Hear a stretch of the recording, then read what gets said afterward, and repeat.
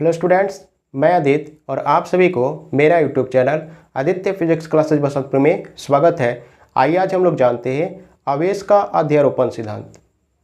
यदि ये वीडियो आपको अच्छा लगे तो इसे लाइक, सब्सक्राइब और अपने दोस्तों के बीच शेयर जरूर करिएगा। तो आइए हम लोग इसे शुरू करते हैं। तो देखिए, सबसे पहले हम लोग समझते हैं कि आवेश का अध्यारोपण सिद्धांत कहते किसे हैं।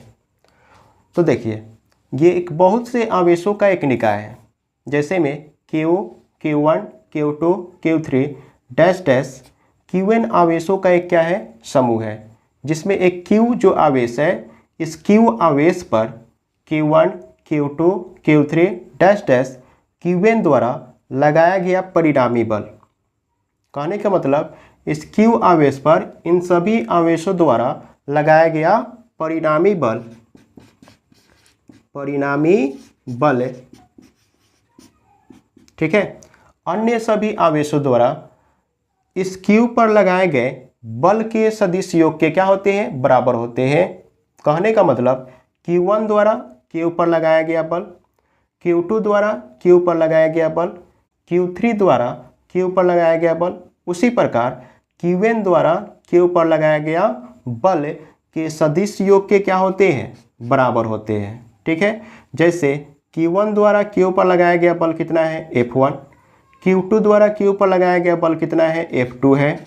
उसी प्रकार Q3 द्वारा Q पर लगाया गया बल कितना है, F3 है, तथा Qn द्वारा Q पर लगाया गया बल कितना है, तो Fn है, ठीक है। इन सभी बलों के सदिश योग के क्या होते हैं, बराबर होते हैं, ठीक है।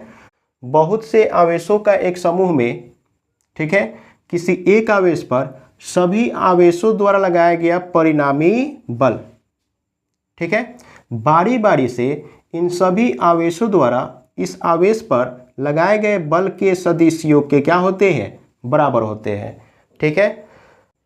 तो देखिए, हम लोगों ने कहा जाना कि बहुत से आवेशों के एक समूह में किसी एक आवेश पर लगाया गया परिणामी बल अन्य सभी आवेशों द्वारा उसी आवेश पर लगाए गए बल के सदिश योग के क्या होते हैं, बराबर होते हैं। जैसे में ध्यान दीजिए, Q, Q1, Q2, Q3 dash dash Qn जो है बहुत से आवेशों का एक समूह है, जिसमें Q आवेश पर Q1, Q2, Q3 dash dash Qn आवेश द्वारा जो लगाया गया परिणामी बल होते हैं, उस परिणामी बल को हम F से शो कर लेते हैं, ठीक है। Q1 द्वारा Q पर लगाया गया बल F1 है, उसी प्रकार Q2 द्वारा Q पर लगाया गया बल F2 है, और Q3 द्वारा Q पर लगाया गया बल कितना है, F3 है। उसी प्रकार हम देख रहे हैं कि Qn द्वारा इस Q पर लगाया गया बल कितना है, Fn है।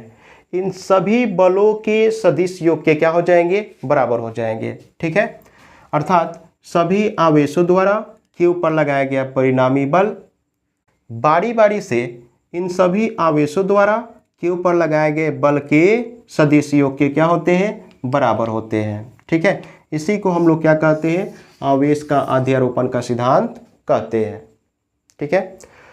तो इस तरह से हम लोगों ने जाना कि आवेश का अध्यारोपण सिद्धांत किसे कहते हैं। इस वीडियो को हम यहीं तक रहने देते हैं।